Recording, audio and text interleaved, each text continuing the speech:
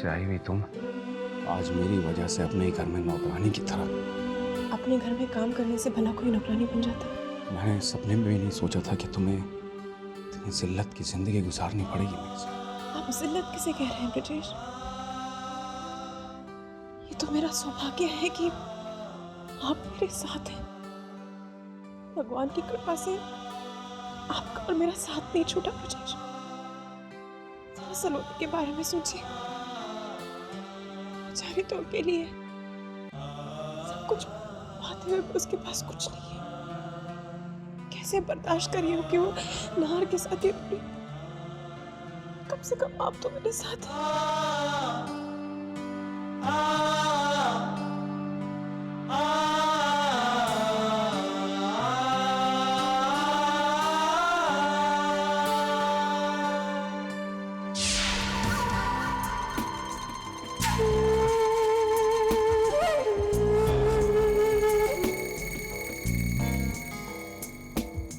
बहुत सुकून का एहसास हो रहा होगा ना, इतने दिनों बाद फिर से अपने घर में, अपने कमरे में,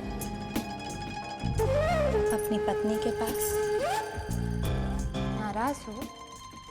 कोई बात नहीं, तुम्हारी नाराजगी दूर कर देते हैं। खाना तैयार है, अपने हाथों से खिलाऊंगी। मुझे खाना नहीं खाना।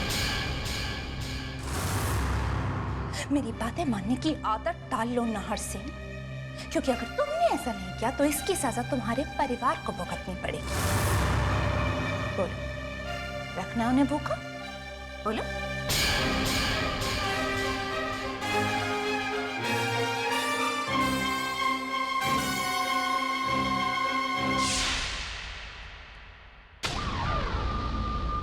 आओ कुंवर साहब पधारो। कमाल है, जवाई और ससुर ने अब तक महफिल ही नहीं लगाई हैं? एक पैक बनाओ तुम्हारे लिए। भाई साहब बाकी सब कहाँ हैं? इतने उतावले क्यों? नौकर को भेजा है ना बुलाने के लिए। लो, आ गए।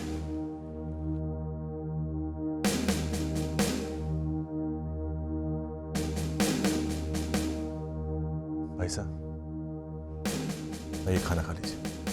एक मिनट।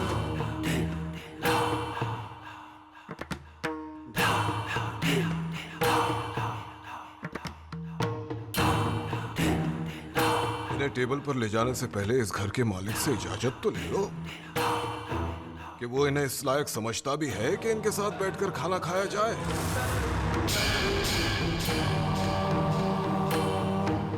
क्या मतलब? मतलब ये कि इनके खाने का खास प्रबंध किया गया है। बढ़िया।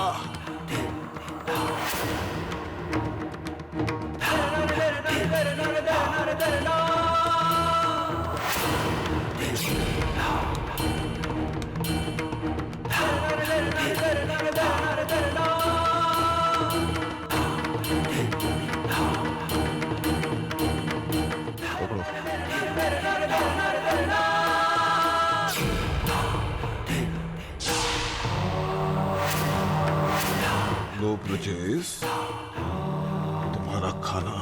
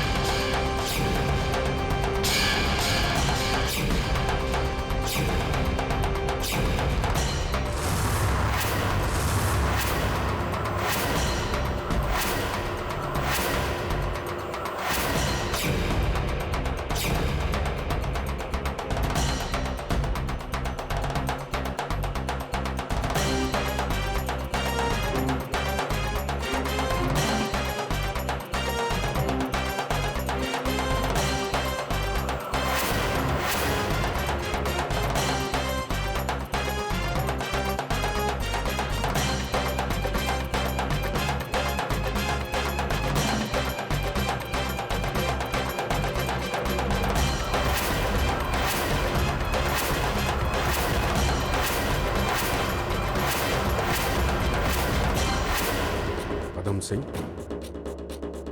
पैसा और ताकत इंसान को अमीर और शक्तिशाली बना सकता है, बड़ा नहीं। पैसों पर गुरूर करना बेवकूफी है, क्योंकि कहते हैं कि दौलत, मौसम, रात और नाग किसी के सगे नहीं होते। दौलत के नशे में चूर होकर अन्न का अपमान मत करो। दौलत ना जाने कब दगा दे जाए। तुम्हारी जिंदगी में जो सुबह आई है, कब रात हो जाए, कब मौसम बदल जाए और तुम्हारे अपने पाप तुम्हें नाक की तरह डस लें, ये कोई नहीं जानता है पदम सिंह। खैर, ये सब बातें समझने के लिए अच्छे संस्कार और अच्छी परवरिश की जरूरत हो। इतना भी अन्न का अपमान मत करो पदम सिंह कि तुम्हें जेल की रोटी भी नसीब ना हो।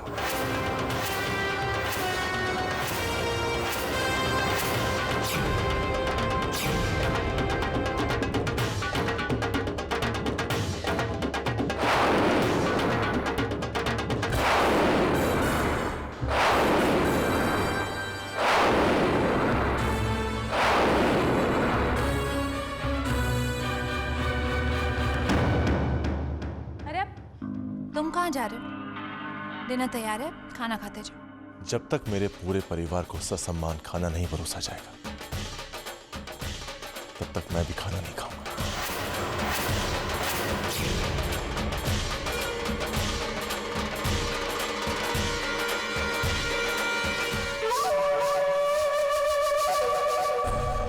समर,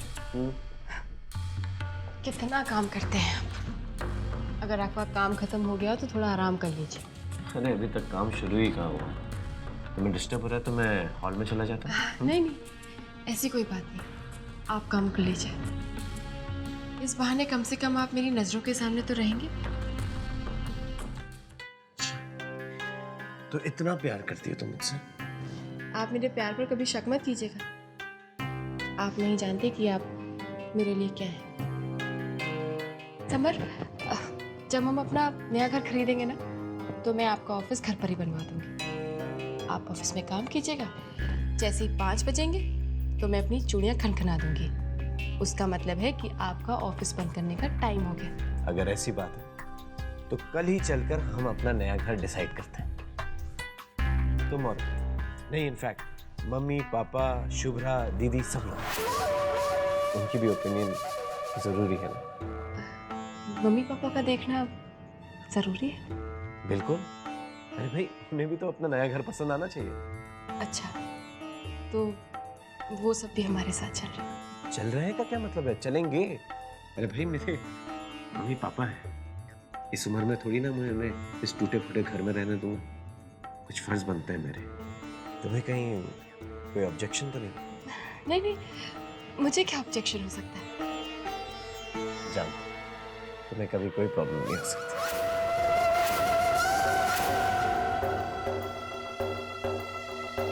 मेरे नए घर में कोई नहीं आएगा।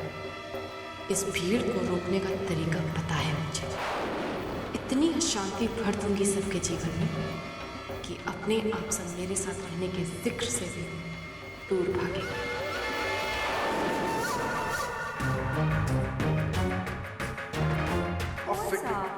आप तो आपकी अपनी तैयारियों में पड़े हो। अरे दूसरों की फिक्र भी किया कीजिए। शादी में अब दिन ही कितने रह गए हैं? काकी साथ शादी हो चुकी।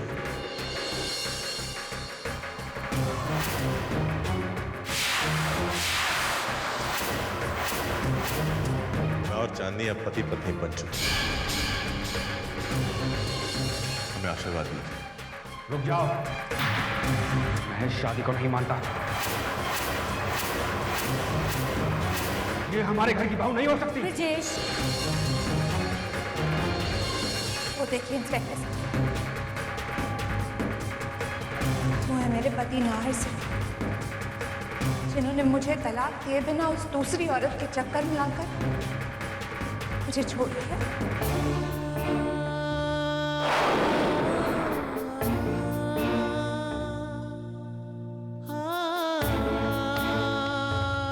बेटे? क्या सोच रहा है? कब तक बाबू, कब तक? कब तक चांदनी से शादी करने की गलती मैं और मेरा पूरा परिवार भुगतता रहेगा? जब भी हंसने मुस्कुराने की कोशिश की, ये गलती किसी ना किसी रूप में मेरे सामने आ गई। पहले पुरानी, फिर देविका और अब खुद चांदनी। नहीं नाहर, ऐसे घबराते नहीं। ये परीक्षा है तेरी, इस परिवार की। परीक्षा में सफल होने के लिए ये आंसू पोंछ डालने पड़ेंगे। हिम्मत से काम लेना पड़ेगा। हिम्मत हार गए तो सलोनी की तपस्या झूठी पड़ जाएगी बेटे। उसके बारे में भी तो सोच। यहाँ हम तो सब साथ हैं, वो वहाँ अकेले अपने होठ से इस मुश्किल घड़ी को झेल रही है। बुरा वक्त है हमारा, मजबूती से इसका सामना कर। सिर्फ मजबूती से नहीं, मुस्कुरा कर सामना करो, क्योंकि मुझे रोनी शक्लें बिल्कुल पसंद नहीं। और ये क्या, आप लोग सोए नहीं अभी तक? रात काफी हो गई, या यूं आंखों में ही रात काटने का इरादा है? चलो ना, बाबू को गुड नाइट बोलो और चलो अपने कमरे में। उप्स, अपने नहीं, हमारे कमरे में। मैंने बिस्तर लगा दिया है, उम्मीद है तुम्हें पसंद है। तुमने ये सोच भी कैसे लिया कि मैं तुम्हारे साथ तुम्हारे कमरे में सोऊंगा? 1000 बार कह दिया कि मुझे ऊंची आवाज से सख्त नफरत है, समझ में नहीं आता क्या तुम्हारी? और क्यों मना कर रहे हो तुम मेरे साथ एक कमरे में रहने से? कानूनन मैं तुम्हारी पत्नी, सलोनी की तरह हमारा रिश्ता नाजायज जानी ना, गुस्सा मत करो, संयम रखो अपने आप पर। मैं सही रखूं, मैं सही में रखूं। ये औरत, जो औरत कहने के लायक अपनी तुलना सलोनी से कर रही है। रिश्तों को जायज नाजायज कहने वाली औरत रिश्तों का मतलब भी जानती है? जानते हैं, अच्छी तरह से जानते। अब तुम एक बात जान लो कि तुम्हारे चीखने चिल्लाने से कुछ नहीं होने वाला। कानून कहता है कि तुम्हें मेरे पति होने के नाते मेरे कमरे में ही सोना। चलो, कानून का डर नहीं है ना, लेकिन अपने परिवार का तो। अगर मेरी बात नहीं मानी तो धक्के मार मार कर एक एक को बाहर फेंकवा दूंगी। फैसला तुम्हारे हाथ। आओ या ना, गुड नाइट।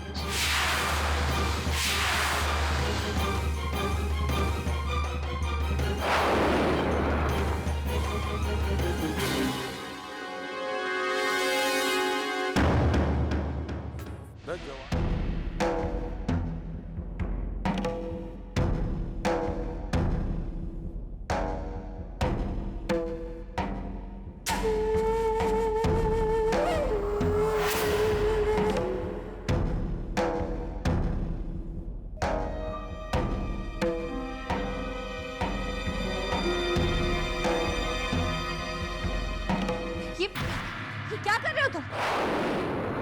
मेरे साथ मेरे बिस्तर पर सो।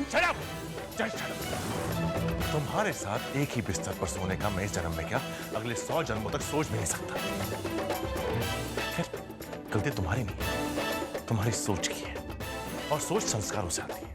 और जिस लड़की का बाप पदम सिंह जैसा घटिया इंसान हो, उससे ये उम्मीद भी नहीं की जा सकती कि उसे अपने माता पिता से अच्छे संस्कार मिले। नाहर! बदसूरत लोगों को अक्सर आईना दिखाने पर ऐसे ही रिएक्शन देखने को मिलते हैं। चल, मैं यहाँ पर तुम्हारे साथ सोने के लिए नहीं, ये तकिया और ब्लैंकेट लेने के लिए आया था।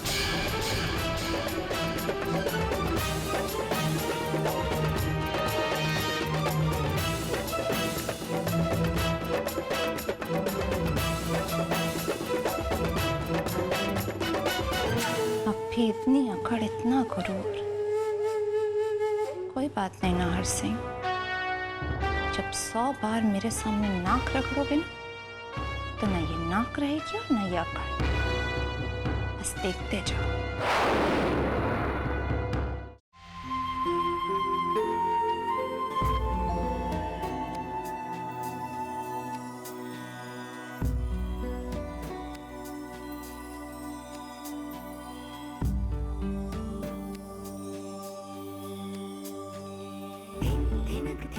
क्षमा करना माँ, आपका स्थान बदल रही हूँ, लेकिन मेरे पास और कोई चारा नहीं है। इस घर पर मुसीबत के बादल छाए हुए हैं माँ। अब तो तू ही कृपा करेगी, तभी इस घर की सुख समृद्धि फिर से लौट आएगी माँ। सलोनी ने तन मन से आपकी सेवा की है, पूरी श्रद्धा से आपका सत्कार किया है माँ। उसे शक्ति देना, उसकी रक्षा करना। अब आगे इतना ही कहूंगी कि जिस दिन इस घर की बागडोर फिर से हमारे हाथ आएगी, जिस दिन इस घर की बहू सलोनी इस घर में वापस लौट आएगी, उस दिन मैं आपको आपके उचित स्थान पर विराजूंगी।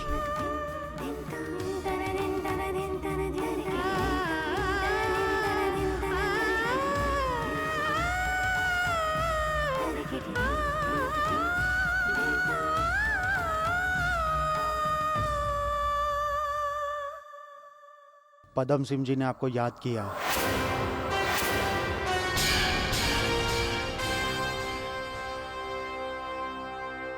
जवाई हो गए तुम ब्रजेश सिंह के घर के, हैं?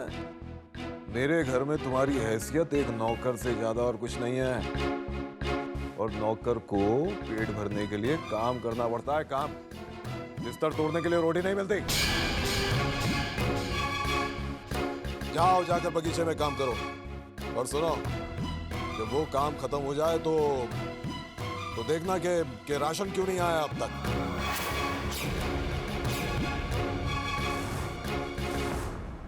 जरा तमीज से बात करो पदम सिंह, ये कंवर साहब हैं हमारे।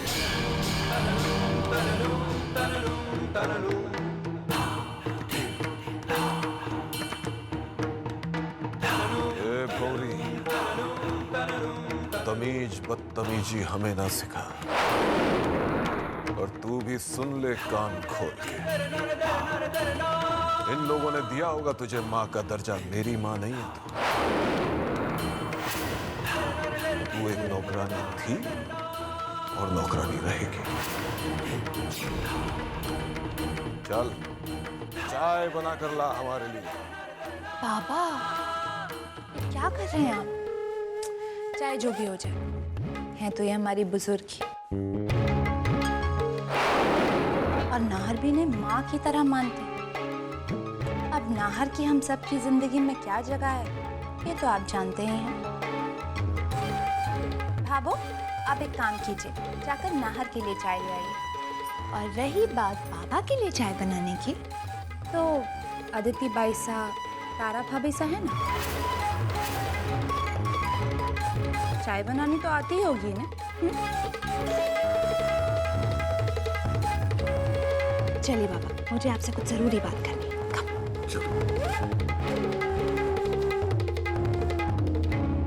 बेटा धीर, मामला बहुत गड़बड़ होता जा रहा है। अरे घर नहीं, जंगल हो गया है। शेर से दोस्ती कर ले, वरना माली बनकर जंगल का झाड़ जंजाल साफ करता नजर आएगा। कुछ ना कुछ तो करना ही पड़ेगा।